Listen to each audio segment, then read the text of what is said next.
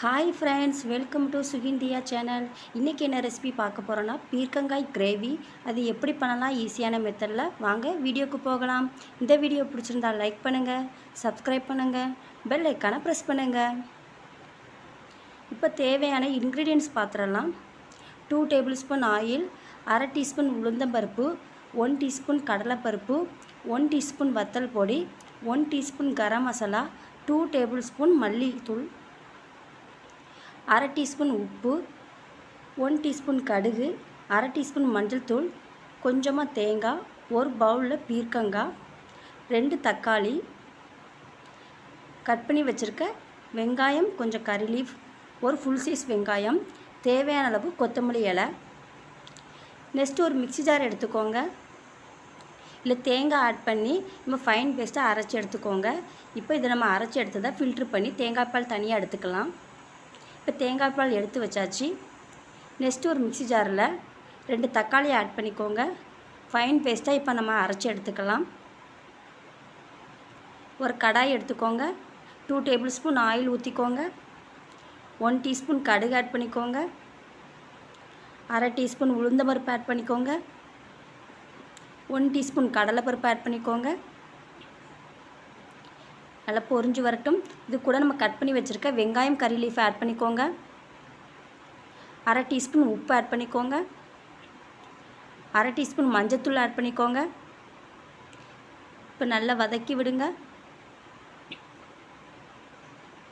நல்லா வதங்கி வரட்டும். லோ ஃப்ளேம்லேயே வச்சு நல்லா வதக்கி விடுங்க. நல்லா வதங்கி வந்துருச்சு. இந்த ஸ்டேஜில் நம்ம கட் பண்ணி வச்சுருக்க பீர்க்கங்காவை ஆட் பண்ணிக்கோங்க. பீர்க்கங்காயில் தண்ணி இருக்கும், அதனால் தண்ணி ஊற்றாமல் அந்த எண்ணெயிலே நல்லா லோ ஃப்ளேமில் வச்சு மூடி வச்சு நம்ம வேக வச்சு எடுத்துக்கலாம். நல்லா வதக்கி விட்டுக்கோங்க.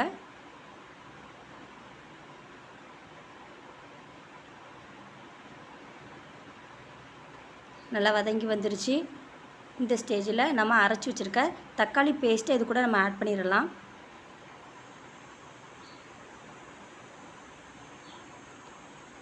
இப்போ தக்காளி நல்லா பச்சை வாசனை போகிற அளவுக்கு நல்லா வதக்கி விட்டுக்கோங்க. நல்லா வதங்கி வரட்டும். இந்த ஸ்டேஜில் இது கூட 1 டீஸ்பூன் வத்தல் பொடி ஆட் பண்ணிக்கோங்க. 1 டீஸ்பூன் கரம் மசாலா ஆட் பண்ணிக்கோங்க. 2 டேபிள் ஸ்பூன் மல்லித்தூள் ஆட் பண்ணிக்கோங்க. இப்போ நல்லா வதக்கி விடுங்க.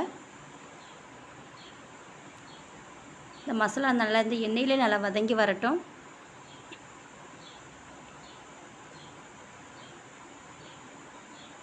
இந்த ஸ்டேஜில் நம்ம ஃபில்ட்ரு பண்ணி வச்சுருக்க தேங்காய் பாலை நம்ம இது கூட ஆட் பண்ணிடலாம்.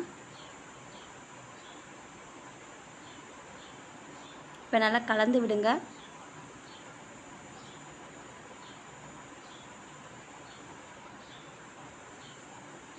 இந்த ஸ்டேஜில் நம்ம கொதிக்க விட்டு வேக வச்சு எடுத்துக்கலாம். நல்லா கொதித்து வெந்து வந்துருச்சு. நம்ம இது கூட கொத்தமல்லி இலையை ஆட் பண்ணிக்கோங்க. நல்லா கலந்து விட்டுக்கோங்க. நல்லா தண்ணியெலாம் சுண்டி நல்லா கெட்டியான பதத்துக்கு வந்துருச்சு. இந்த ஸ்டேஜில் நம்ம ஸ்டவ் ஆஃப் பண்ணி வேறு பிளேட்டுக்கு நம்ம ட்ரான்ஸ்ஃபர் பண்ணி எடுத்துக்கலாம்.